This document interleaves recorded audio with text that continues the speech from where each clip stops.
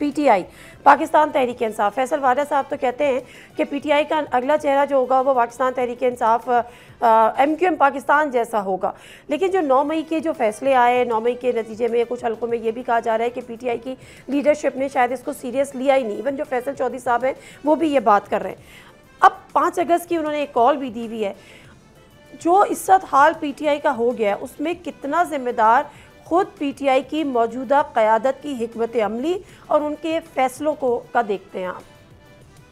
अच्छा, पहली बात तो ज़रा एमक्यूएम के साथ जो मुवाजना है उसको ज़रा सा देख लेते हैं।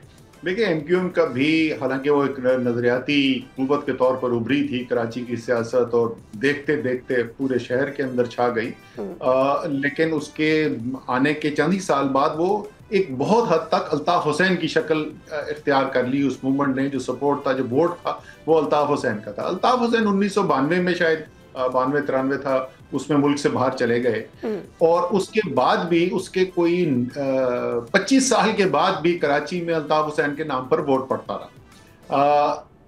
इस वक्त तहरीक इंसाफ को अगर आप देखें, उनका वोट बैंक वो इमरान खान का वोट, वो तो पहले दिन से ही इमरान खान का वोट बैंक था, वो आज भी इमरान खान का वोट है।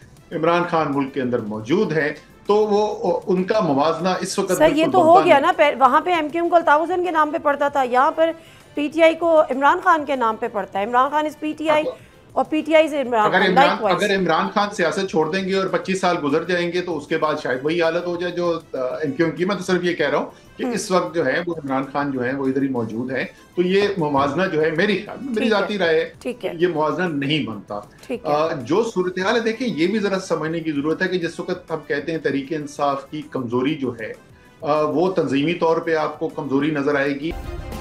सब्सक्राइब करें और बेल दबाएं ताकि कोई खबर रह न जाए।